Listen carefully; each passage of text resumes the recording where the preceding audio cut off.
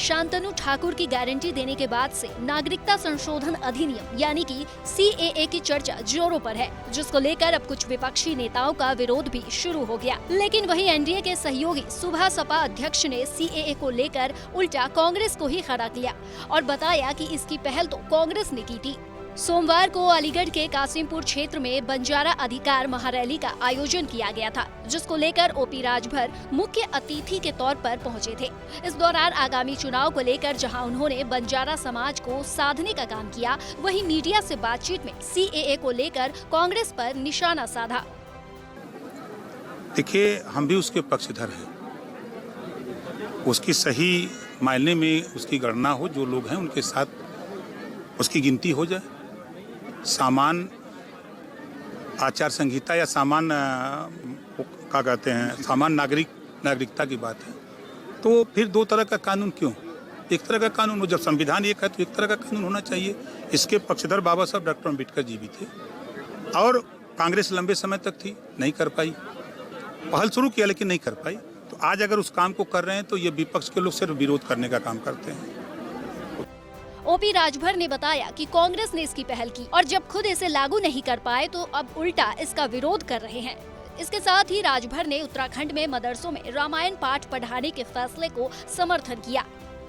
कहा, देश में एक समान शिक्षा का अधिकार होना चाहिए। जब संविधान एक है और देश एक है, प्रधानमंत्री एक है, राष्ट्रपति एक है, तो हम तो एक कानून के लिए वकालत करते हैं कि एक समान शिक्षा क्यों नहीं लागू होती है, सबको एक समान हो। इस बात को लेकर के हम लोग लड़ाई लड़ते हैं जी। तो वो मदरसे में अलग पढ़ाई, कॉन्वेंट में अलग, प्राइमरी में अलग, ये अलग अलग क्यों, एक हो। वहीं प्रदेश में लगातार राजभर के मंत्रिमंडल में शामिल होने की चर्चा है, लेकिन अभी तक इसकी आधिकारिक पुष्टि नहीं हुई है और राजभर अक्सर इसी को लेकर विपक्ष के निशाने पर भी रहते हैं। पर इस पर उन्होंने साफ साफ जवाब दिया। साथ ही अखिलेश से सवाल पूछा कि अब वो क्या बनना चाहते हैं। बहुत इंतजार हो गया, अब कितना इंतजार और बाकी है क्योंकि लगातार हम देख रहे हैं। अगली बार जब आएंगे तो इंतजार खत्म रहेगा। देखिए, आप उनको उठा के देखिए, CM थे, सांसद बने, CM से सांसद और सांसद से विधायक। अब उनसे पूछेगा कि आप क्या बनना चाहते हैं।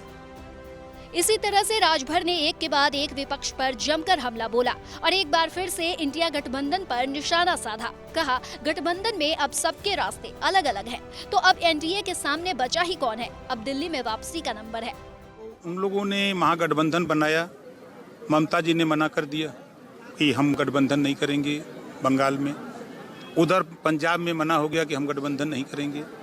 बिहार में नीतीश जी NDA में आ गए। अब दिल्ली का नंबर है, बचा कौन? तो अकेले अकेले लड़ना है लोगों को। भारत की बात रोहित सिंह सावल के साथ सिर्फ ABP न्यूज पर।